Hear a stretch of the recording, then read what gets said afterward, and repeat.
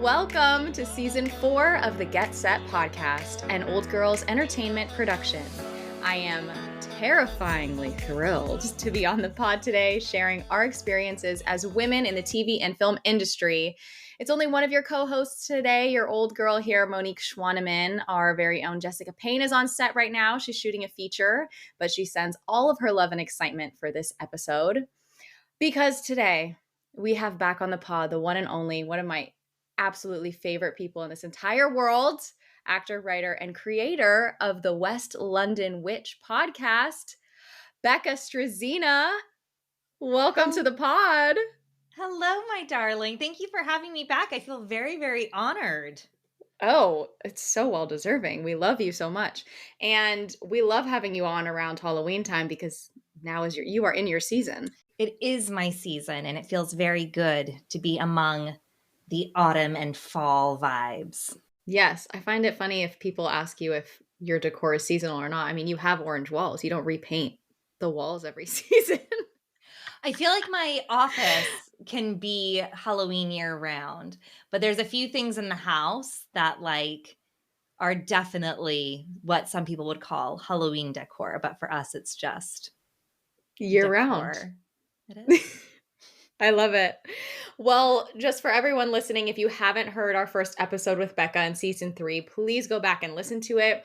We're going to dive into that first question about, who you are and where you call home, just for any of our new listeners. But if you want a little bit more deep into it, go back to season 3. So, Becca, you don't live here. So tell us where, not anymore, but LA will always be home for you. But tell us where you are. So currently I am down in Winchester, which is an old medieval town in southern England. It's where King Alfred had his seat of power. So we're talking about England becoming one nation, but rather when it was split into many different nations like Wessex and East Anglia and Mercia and all that jazz. So we are in a very, very historic little pocket of the country. But of course, the West London Witch podcast was, of course, born in West London, which is where I lived previously, in another very, very beautiful part of the world near Richmond Park, which is quite an iconic part of London. It's very lovely. But then before all of that, of course, California is home. And I am very excited to be going back in a few weeks because we don't do Halloween properly out here in the UK. So being home for Halloween, it feels appropriate. Oh, yes, it totally does. And so I just want to let everyone know, in the words of, a spinoff of the words of Chaperone herself, this is your favorite podcast. The West London Witch podcast is incredible. Your openers are insane. You are a masterful writer. I mean, if you hear her speak, of course, you already know from these 30 seconds. She is eloquent. She is knowledgeable, so smart. And you craft these mini stories at the beginning of your podcast. And then you go into the history of a haunted location. Yes, depending on the episode. So sometimes if we're doing a historical location, it's exactly that. I'll spin a narrative at the top, which is either historically founded or historically inspired, or links into the overarching super objective of the episode. If it's a personal story, someone telling their own haunted experience, once again, the opener will link to it in some way, sometimes really explicitly, sometimes more tentatively, and sometimes just on a general theme. But yes, I do write these opening monologues, which was a real choice, I'll tell you, when I started the podcast, because I am not a creative writer and but you are. I have gotten better through a hell of a lot of practice. We're coming up to our 100th episode. So I've had a little bit of time to practice. But you know what's funny? I lied last time I was on your show. What did you say? I said that I never took a creative writing class. So for those of you who don't know, Monique and I went to university together. Yes. We endured and conquered the Bachelor's Fine Arts program at Cal State Fullerton valiantly, I will say. As well as undie runs, keg stands. All the things. You name it. Parties, frat parties. Downtown Fullerton, which is so beautifully known as DTF. Our favorite Yes, place. we did it all. We did it all, and not always dressed.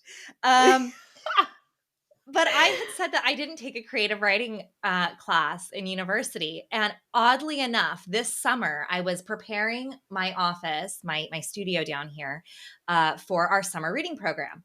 And I thought, oh, I'll do a good clean out. And I was going through all the drawers in my desk, and I found my Titan degree audit. So, like, a list of all the classes and my grades. And Yes. hysterically, I realized I was looking at one of them and I was like, oh, look, these grades are so good. Yes, yes, yes, yes, yes. And then I had a C. And I was like, what the hell did I get a C in? A C? I had a C in creative writing. Stop. I did take a creative writing class. Shocker, It wasn't memorable. It wasn't memorable, and neither was my work. So yes, I must have done it. But I didn't do very well in it. And I think I listened to the first season of the podcast and I think, yeah, this is some C writing. So that was probably an appropriate grade. No. But we've gotten better as time has gone on. Oh, the openers are my favorite. I think I've told you this. They're my favorite part of the episode because they're so beautifully crafted and it gets you, they're so specific. You really set up the world really well for us. And what I like is, for our listeners, I love woo-woo stuff. I love spooky spirits, all of it. Monique if you are not been on the show twice, she has been on the West London Witch, and you must come listen to her because one of the stories you share is one of my absolute favorite stories that we've had ever. Yeah, the Reaching for the Top Hat episode. I love that. Oh, my haunted apartment in college. Yeah, in Fullerton. Yep. Terrifying place. Terrifying. Apartment G26. At the Homesteads. No, this one was at Haverhill. Haverhill. I remember the freshman year you were at the Homesteads. Yes, I was. God, Monique lived miles away from campus. You had to pregame the walk to Monique's house at the Homesteads. Very true. Very true. But yeah, I love the opening. They're so specific. You set up the world. But if you are not inclined to the spooky world like I am, it's still so masterful. And the stories that you tell and the people that you bring on, they're just normal people. They're just normal, grounded stories. And you're not, well, some may be eccentric. Just give me a look. Some may be eccentric, but to me, it feels very grounded. Even though I'm totally bought into all of it, it seems very grounded. No, I am incredibly fortunate that everyone who has been on the show has been so generous and so thoughtful and so considerate with sharing their stories, yourself included. I am very lucky that I've had all sorts of people from all over the globe come onto the show and share such unique and special experiences. And some of them are absolutely terrifying, but so many of them are really fascinating. And I have been so lucky because we are a podcast that lives and breathes off of the generosity of people sharing their experiences. And we've done 100 episodes with more than 100, because sometimes you've got multiple storytellers or multiple stories, and having all of these people come together and share stories, it's truly beautiful. And anytime anyone agrees to come on the show, it really just fills my heart with so much gratitude because they are all such gorgeous and wonderful human beings. So I am very thankful to all of our storytellers for sure. I love it. And it shows. You're such a good host as well. So with that, let's get into the semantics of just starting a podcast. So this episode, we're getting into podcasting, and you do audiobooks as well. It's a joke now that people say like, oh, everyone has a podcast. I have fallen in love with it, but I've fallen in love with it because of you. You were the first podcast I came on, I believe. Yeah, it was the West London Witch.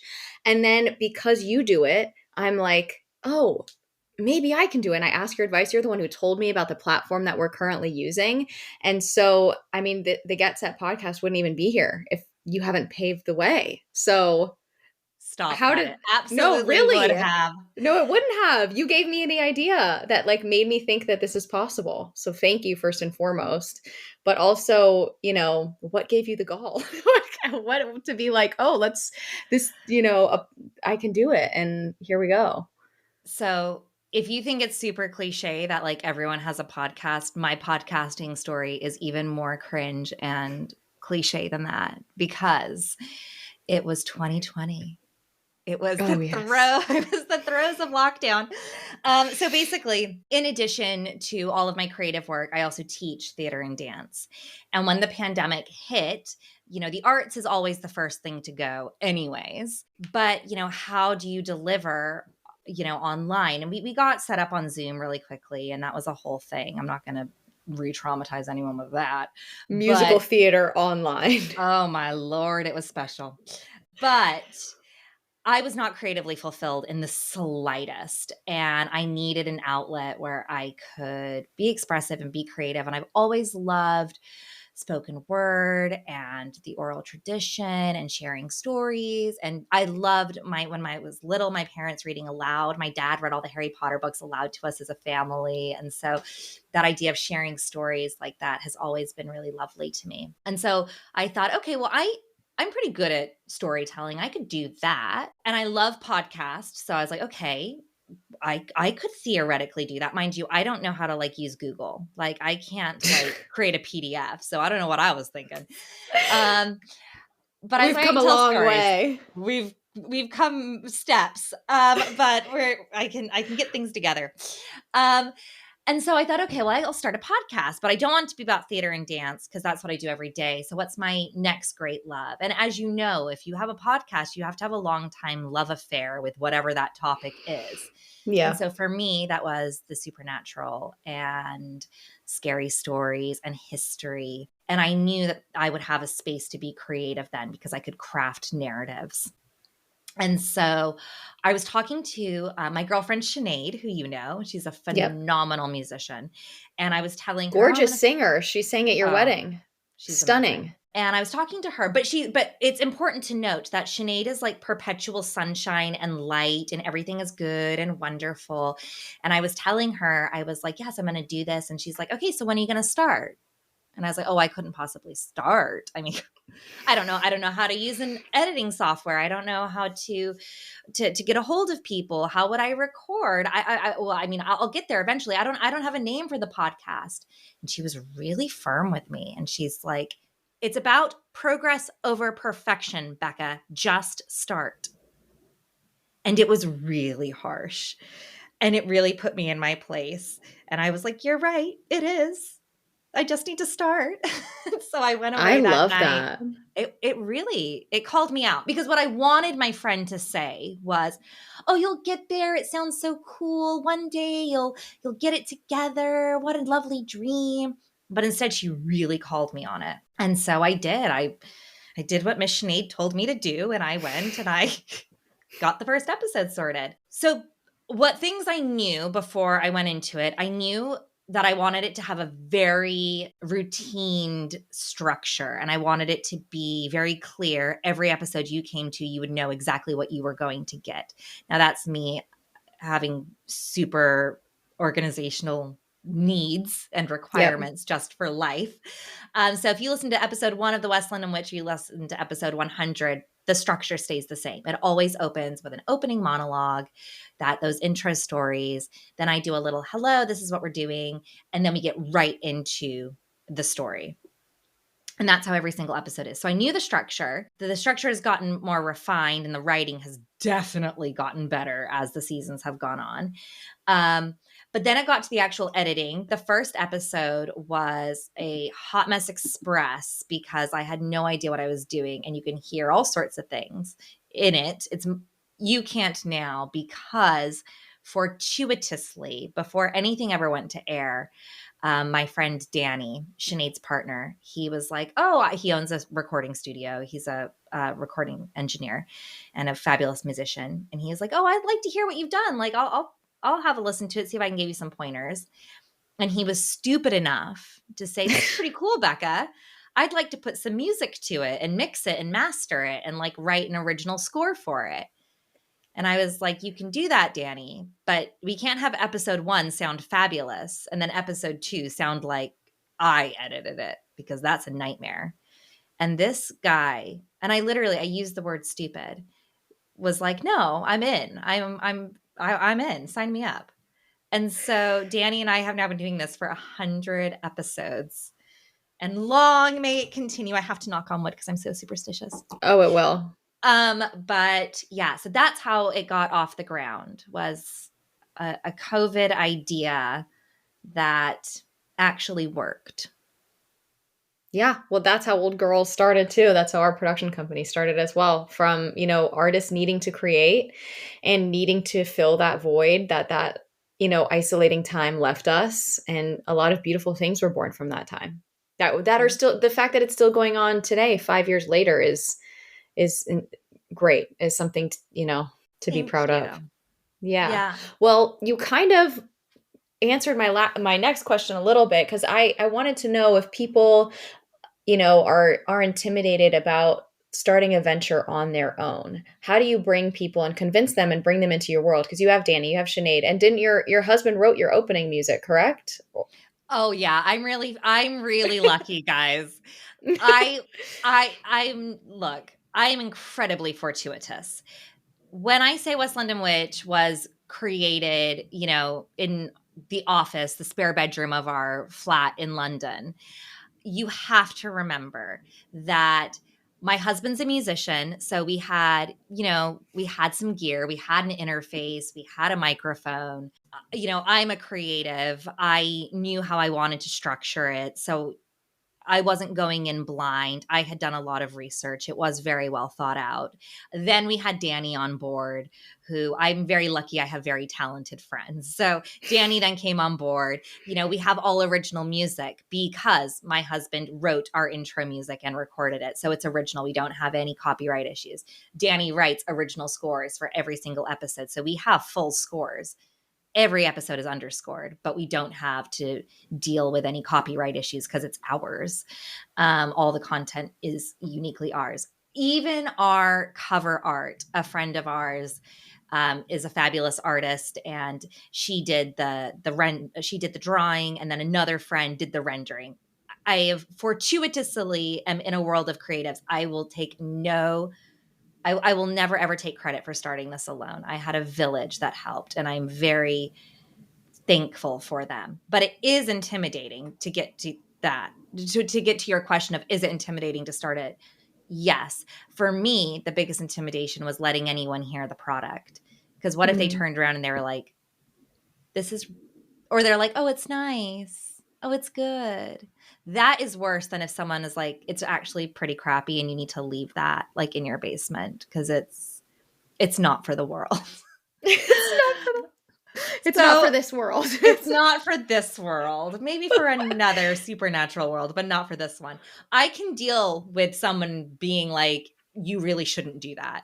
That is not, it's not good. What I would have been heartbreaking is if the people around me were like, it's so sweet. Mm-hmm.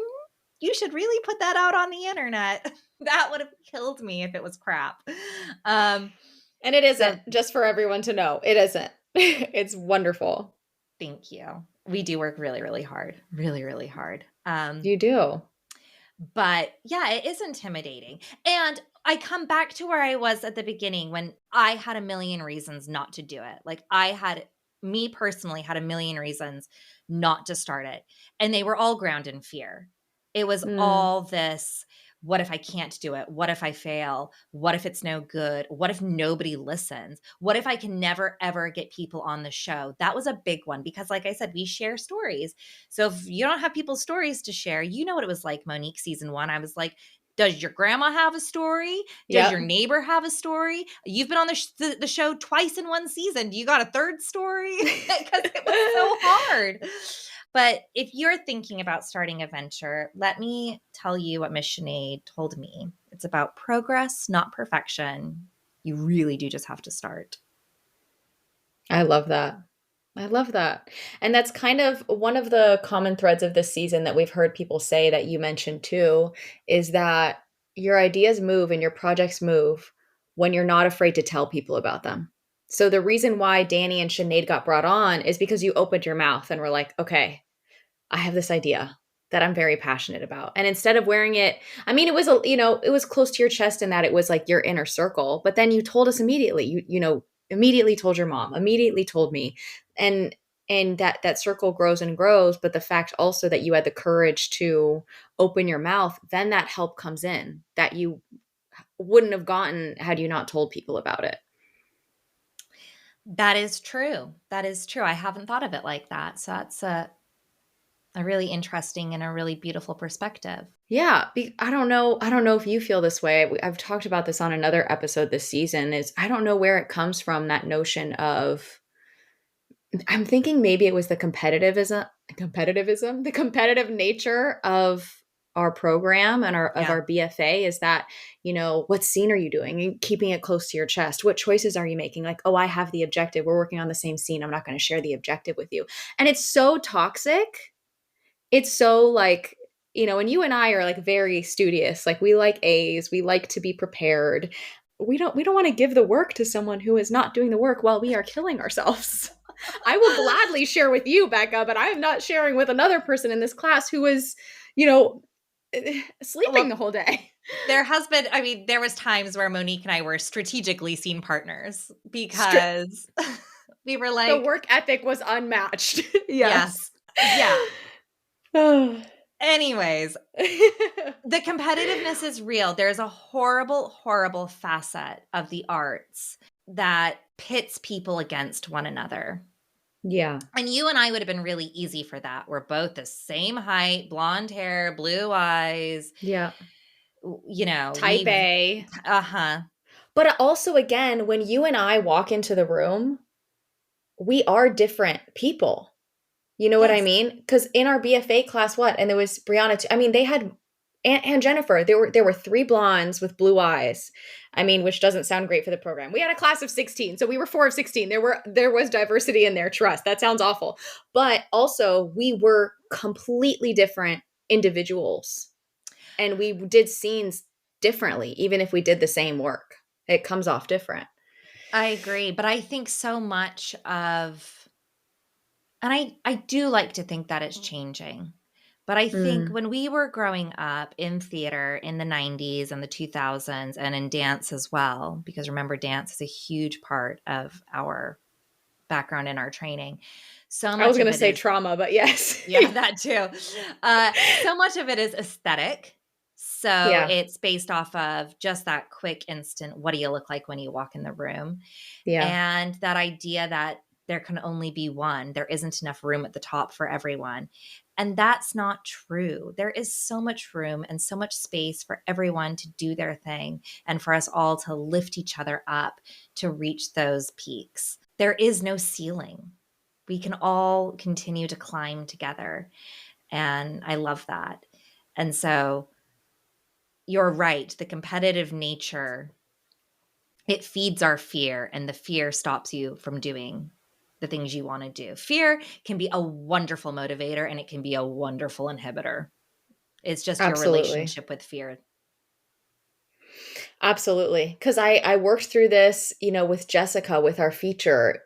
Jessica is very good about opening up to people and telling them what she's working on. And I'm like, Jess, that's the movie that's going to make our careers. Like, what if someone else makes it? And she's like, they won't make it like us. It's also my mom's story, so they literally can't make it. You know what I mean? But it was, and I talked her through it, and I was like, this is something I have to work through, is like keeping things too close, because then also, if no one knows about it, no one's holding me accountable as well. But if people know about it, if I say, oh, I'm going to edit this episode on Monday, and Jessica's like, okay, where's the episode? You know what I mean?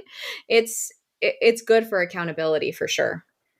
As is your audience. Every time I'm like, oh, right. I'm not in the space to do this, I'm like, no, there's actually people who like this. You should get to it. Yeah. And people who wait for it every week when the episode drops. 100%.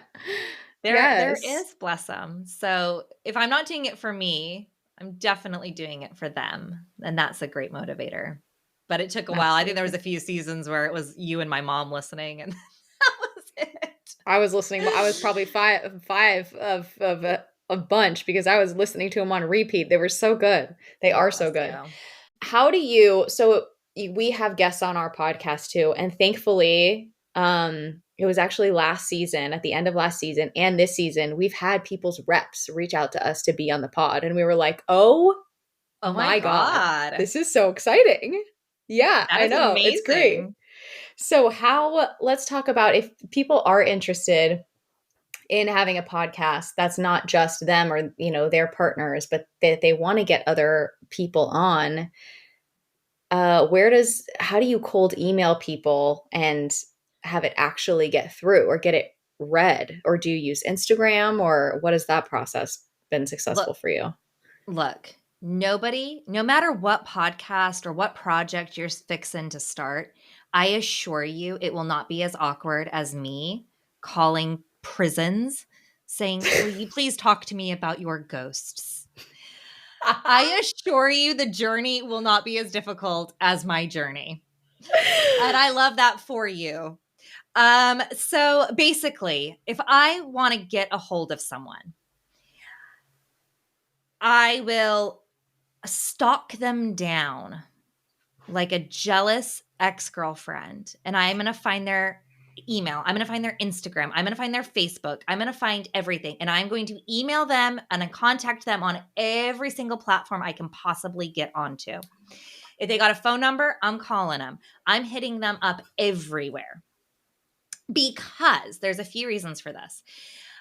Sometimes I will email a location, and the person running the email, they don't know about this podcast business. They don't want to be doing that. They don't like ghosts, whatever.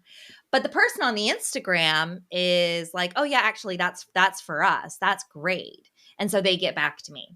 So that happens quite a lot. The funniest one, because we work with a lot of historical sites, so that takes me to all sorts of interesting places. But the best one was we did an episode with Bannock State Park, and it was me and the state park ranger on Oh my email God. together. A federal employee and I on email trying to figure out a person who will talk to me. But I always say I just ask really, really nicely. And Yeah. most of the time people want to do it. And also for us, it's if you've got a haunted location or it's a historical site, it's free advertising. Right. That's always something I say. Free advertising, yay. This is a really wonderful way for you to reach a lot of people that you might not ordinarily reach. So there's that. If it's people's personal stories, some people like to share their stories, which is great.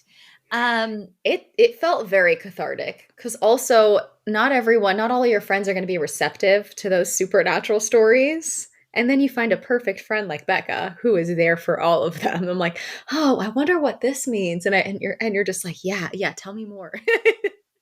You're not the first person to say that, actually. And I do like to think we've kind of created a space where people can share these stories and be heard and not judged. There's no judgment here. Absolutely. I've done 100 episodes, which is far more than 100 stories or interviews. And I have heard all sorts of weird and wonderful things. There is no judgment. And so I do think there is that's going for us. But it's a lot easier now in season 5. Yeah. Because we have a big canon of work beneath us. We've had a lot of really interesting people and places on the podcast, people and places with some notoriety, which definitely helped get other places. It gave us a little bit of validation, a little bit of street cred. But Yeah, yeah, you can ask. you've had major hosts for, haunted television shows on your podcast, Yeah. which has been pretty incredible. Ghost hunters, right? Brandon Alvis was in Ghost Hunters. Yeah. Yeah. Yeah. Oh, and Mustafa Gatollari. Yeah, he was as well. But we've had Andrea Perron from the Conjuring house. We've had Mike Allen, who was the actual reporter for the Devil Made Me Do It case, the Arnie Cheyenne Johnson case. Laura DiDio, who was the reporter who got George and Kathy Lutz to open up about the Amityville house. Yeah, we've had loads. Iconic horror stories, and the real people who are part of the Oh, real life events that made that happen. The Warren family too, right? Ed and Lorraine Warren's grandson. Yes, Chris McKinnell. He's been on the show 3 times now. And I actually got him to come on this season to talk about the whole Annabelle situation with her going on tour and all that jazz. But as special as it is to have these people with great notoriety, some of my favorite episodes are people just talking about their haunted houses. It's not about chasing the famous people in the famous places. I love people's personal stories. I love talking to someone's aunt about their haunted hotel room or whatever. I love Yeah. it. I don't care where the story comes from. I just want a good tale. But we've been very lucky. We've gotten some people who have helped link us to other people, which those doors and that networking has worked really well, which is good because I'm not good at networking. That's not a skill set of mine, I don't think. I find that hard to believe just because you're such a personable and warm human being and you're so well spoken and so lovely. But yeah, we all have our internal thoughts. But you are I would think you're good at it. I would I don't know. think. I just want It's to do the hard. work. I just like Yeah, doing you're the very work. diligent. I don't like schmoozing so much. I just Oh, want to do no. the No, you're work. too You know you're what I too mean? authentic for that. No, you're too authentic to yeah, for that. I But find that really difficult. that's how you get people is because you are authentic and you really do want to listen to them. I do want to say before I forget, I went to a restaurant in Big Bear this year and it was the restaurant is haunted. Like if you Google it, like they say the owner is still stays there and yeah, I will send you the restaurant's Yes, name. You're pulling out your notebook. And I've the got it staff here. yeah, the staff was so willing to talk to me about it, so I will find the name of it.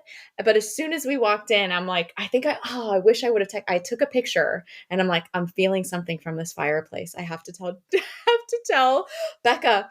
And I forgot the name of the owner, but immediately we sat down and I said out loud, my husband's sitting across from me. I'm like, "Hello, sir. Thanks for having us." And Peter's like, "Stop. I don't want to go sit at my table. Stop, stop, stop."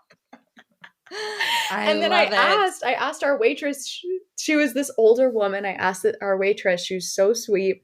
And I was like, have you encountered anything? She's like, "Oh, absolutely, honey. But you know what? It's all harmless. He's just happy that people are coming back here. He makes a ruckus sometimes, a pan falls, but for the most part, it's great." And I was like, "Oh, I want to see." The whole time I was like, "Come to my table."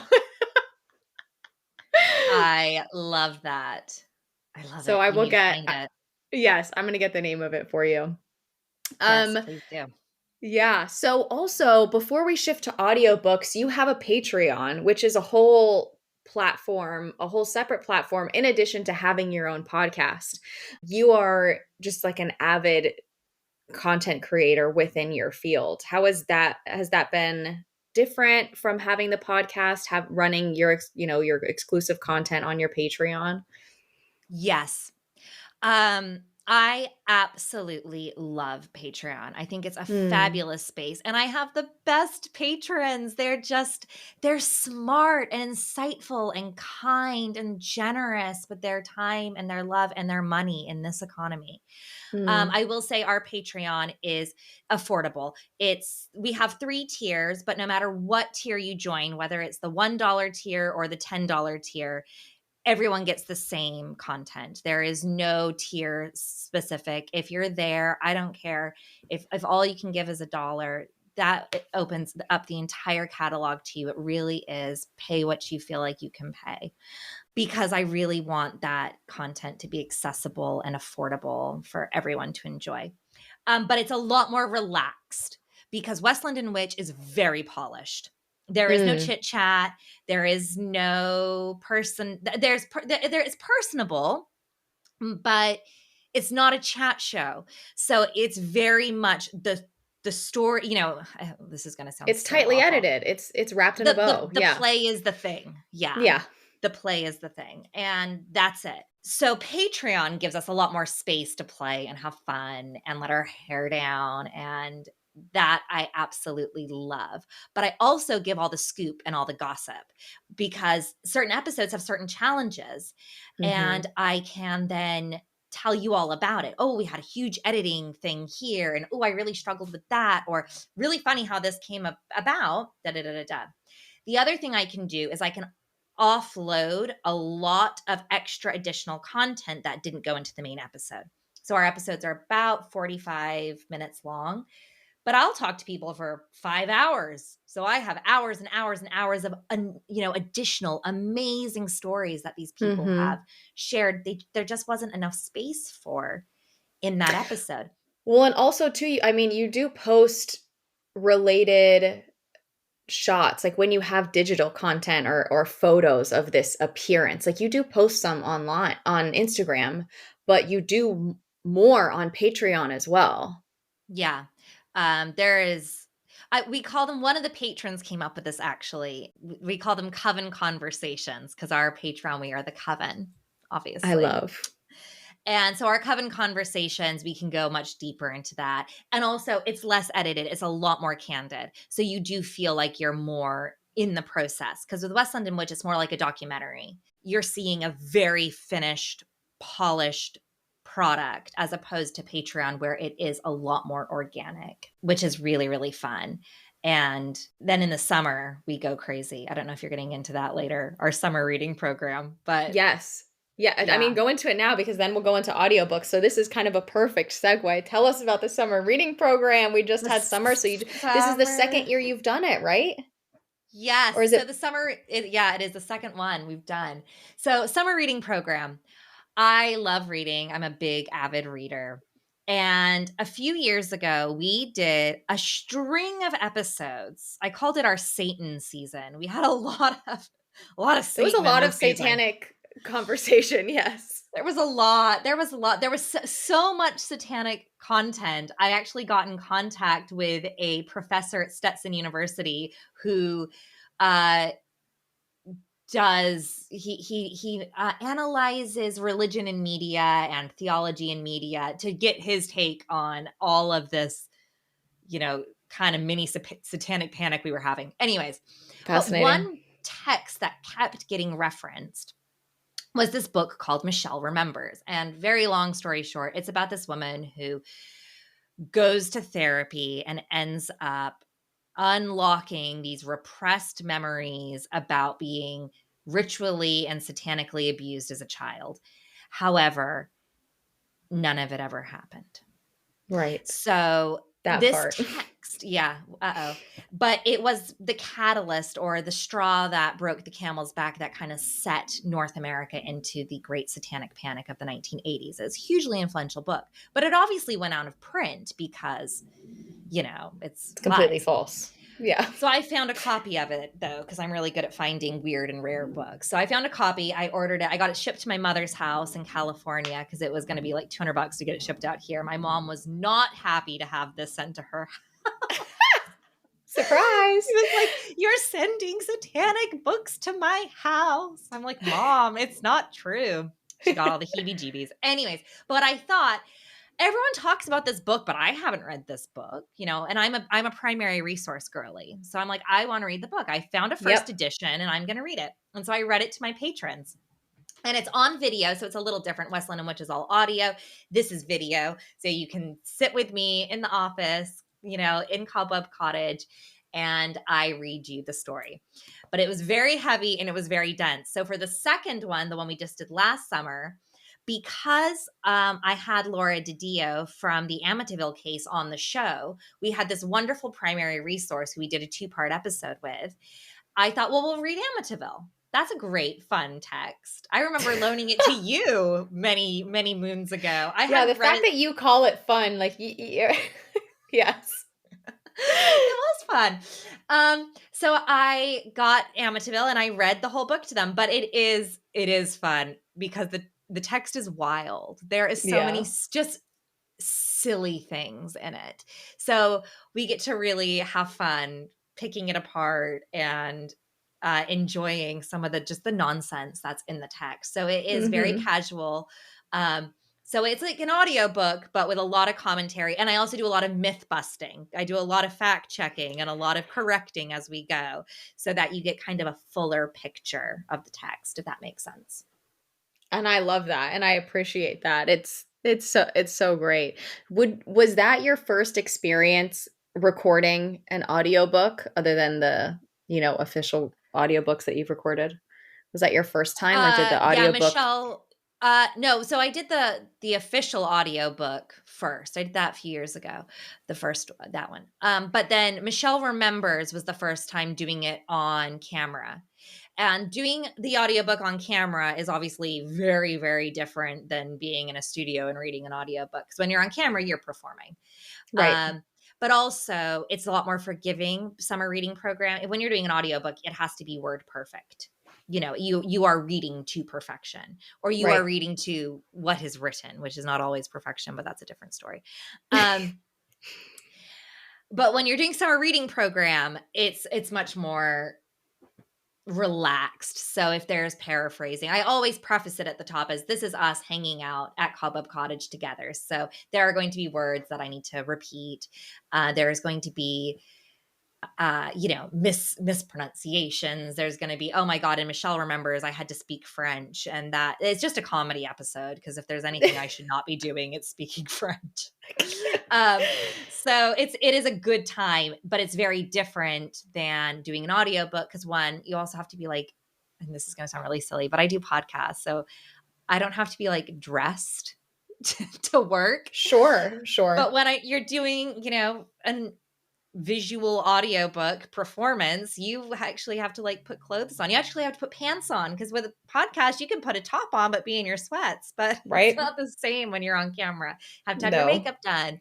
So that's just those extra steps that, Sure. but it's definitely worth it, because it is a lot of fun. I really do enjoy the process. Yes, we highly, highly recommend the Patreon as well. So for the audiobooks that you've done in studio, how did that process start for you? How much time did you have to research the book that you were reading? And what did that research look like just beginning that process? Did you just have to read the play 3 times? Exactly. Oh God. So I read the text. Great start. And I read it out loud, because reading out loud is very, very different than reading it in your head. Yep. Also discerning how you're going to make these different characters. Are you going to be making them actual caricatures? How are you going to establish who is who? Are you going to do different voices? Are they going to be fully fledged characters, or are they going to just have different intonation and modulation in order to denote who is speaking when? I've only done one full-length audiobook, but I've done a lot of plays and short stories and things like that. So that's different yet again. So when you're doing plays and short stories, that is more character-driven. When you're doing an audiobook, of course, they've got to be able to understand every single element of it. You're not just playing one part, you're playing all the parts. Yeah. So with the full-fledged audiobook, I read the book out loud, and then Danny and we did it in studio, and we sat together for days, and I read in that poor man's ear. So then, Danny and I are very, very, very close friends. And this book at one point was getting a little spicy as I'm reading into my friend's ear. I cannot. And so I had read the book, so I knew this was not a novel that Miss Becca would ordinarily read, because I just read horror and filth and vampire smut.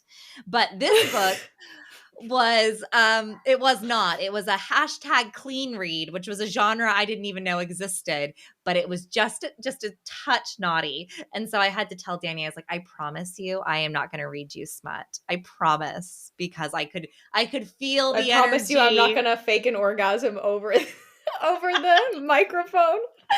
Oh my God. Which he was like, thanks, Becca. I really appreciate that. Good to know. Good to know. I was like, don't worry. This is PG. But there's a little bit of parental guide. There's a smudge. It just felt like it was going that way. And I could feel through the wall Danny being like, oh my God, my friend is going to read adult material over the speaker. But anyways, so it took a long time. It took, I think we just recorded for a week, like 12 hours a day. It's a lot. And then your voice, and next time you listen to an audiobook, listen to the beginning and the end, because Hmm. the narrator does not sound the same. I lost my voice like you would not believe, I because called you. We had a phone conversation at the end of that week, I think, and you yes, were like, "I'm so sorry, like I'm almost on vocal rest." And I'm like, "No, this is insane." because I mean I can talk for England, like, don't worry, I can Yeah. talk. But talking and chatting is very different than sitting there and performing for 12 hours straight. It's Yeah. a totally different skill set. Um yeah, and my voice was wiped at the end of it. Completely wiped. But it was a lot of fun, and then we had to do a lot of pickups. So pickups are where you have to go in, for those of you who may not know, and you have to fix things. So Mhm. either you've said the word incorrectly, or the edit was a bit messy, or you know, there was a noise in the background that we couldn't pull out. So then you have to do a bunch of pickups. Yeah. And those are quite difficult at times because you have to match the intonation. And also, your voice is not where it was the day that you recorded that. So there's Sure. that element as well.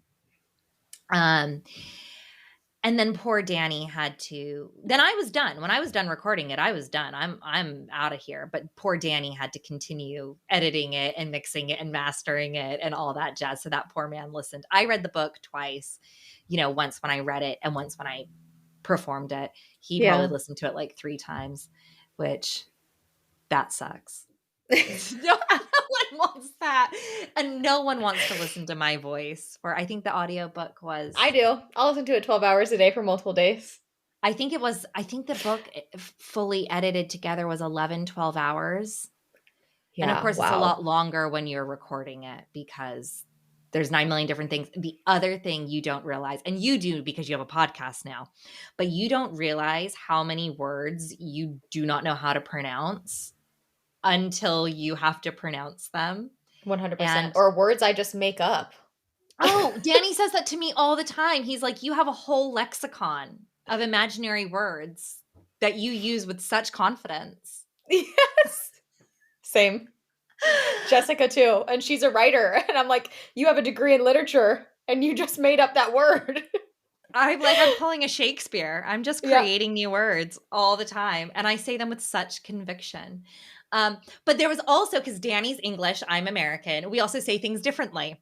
totally. So there would be times where he'd be like, Becca, that's not how you say that word. I'm like, yes, it is. And then we're on, Google pronunciation. I'm like, you have to pick the American one. So yeah, I'm very forgiving now. I am so forgiving when I listen to podcasts or when I listen to audiobooks and people say something wrong and that's not how that thing is pronounced. Yeah. I am very gracious and I'm very generous because I know that in the 6 seasons of West London Witch and all the audio plays and short stories and the audiobook, there is definitely things that I have said incorrectly. I know that for a fact. So I am very forgiving. We are all human. How do you stay consistent throughout that whole process and throughout that whole week? Are there I mean, is it like tea and lemon and like doing your voice and movement vocal warm-ups and tremors? The tremors. Oh God. Tremors in the sound booth? Dude, that would Um, really freak Danny out. that would poor bless him. No one's ready for that. I was lucky because I got to do it with my best friend. So I had a Yeah. buddy there. You have to stop, you have to take breaks, you have to eat and drink. Oh my God, I ate and I drank so much that week. And I just sat. You just sit in a booth in a room all by Yeah. yourself Yeah. reading to your friend. We can both hear each other. Or no, he can hear me, but I could only hear him when he like buzzed in. So, I don't know what he could have been doing all sorts of things out there, playing video games or listening to music, but I doubt it. Bless him. He's just sitting there listening. We would have to stop because you could hear my stomach grumble. So that would be a sign we need Oh. to stop. Danny'd be like, okay, it's time to take a Time to break. eat, Becca. You That's need so to eat. sweet, though. That's so like a little manager friend. And we'd go on a little walk because this was our full-time job for like 2 weeks. So we'd like go to the Yeah. grocery store and get a little snack and come back and coffee and chat. It was nice. We got to just chat a lot because you have to take breaks. Yeah. It's too much to sit there. I mean, some people can do that. Some people are really good at it. It's just not my process. And I asked Danny about that. I was like, is this really arduous for you? because he's done other audiobooks, and he's like, some people come in and will read for like 2 hours completely perfectly, and then they're gone. And that's all they can do. And then other people can sit there and do a marathon, but they need more breaks. So everyone has different working capacities and limits and processes. That's good to know, though. Yeah, that's really good to know. There's not like a standard of practice, really. It's, your body and your instrument and, what's going to take you the distance ultimately. Yeah. And so with all of this, the podcast, the Patreon, the short stories, the creative writing, the audiobooks, the everything. This season is about, the art of being a multi-hyphenate. You are a teacher, you are an actor, you are all of these things. I know it's hard. Do you have any words of wisdom about keeping these multiple plates spinning? Or, do you pick up one and then pick up another one? Or are you, I already know you are just go, go, go all the time, but how would you best say that? I don't know. How do you best balance, or how do you best fulfill yourself without burning out? But I know burnout happens. God, I don't know. that's so hard. I mean, when you find the magic spell to make that not happen, please share it with me. But I think, my husband's really good at this because he's a creative. He's an unbelievable musician. And there are days where I'm like, I can't do this today. Like I can't physically sit down and write. I can't physically record. I find editing really difficult because it's not necessarily the most creative and fun part for me. And Kyle will be like, don't sit down, have a cup of tea, watch TV, which is really hard for me. I don't do sitting well. Let's take the dog for a walk. And you're not a big TV watcher either. You would much rather have a glass of wine and put out a charcuterie board and just talk. Yes. And that's, but you do need to turn your brain off sometimes, I guess. Yeah. Yeah. And I really struggle with that. But I think the biggest thing is just trying to be as kind to yourself as humanly possible, and knowing that when you can't do it, you can't do it. And that's okay. You can't draw from an empty well. And we all do, and we all try, but you don't do your best work like that. And I am such a stickler for creating our mission statement that Danny and I have is to create the highest quality storytelling at the highest studio quality that we can possibly do. And if I'm not meeting that, then we need to stop because we're not fulfilling the goal. The objective is do good work. If it's not to standard, then we have to stop and pause and work more efficiently and more effectively, which might mean we have to do it tomorrow. And I say this knowing that I have a ton of work to do. And it's really hard to, it's like Alice, you give yourself very good advice, but very seldom follow it. We're trying out here. Yeah, it's hard. I guess being kind to yourself, which is something I could do more of as well. Yes. Oh, I love you so much. Thank you so much for coming on the podcast today. Yeah, I love you. We love you. You can follow Becca on Instagram at the West London Witch and join her coven, All the Best of Us, for exclusive details and additional spooky behind the scenes photos and footage and so much more at the West London Witch Patreon. So thanks for listening, everybody, and go get set. I love you.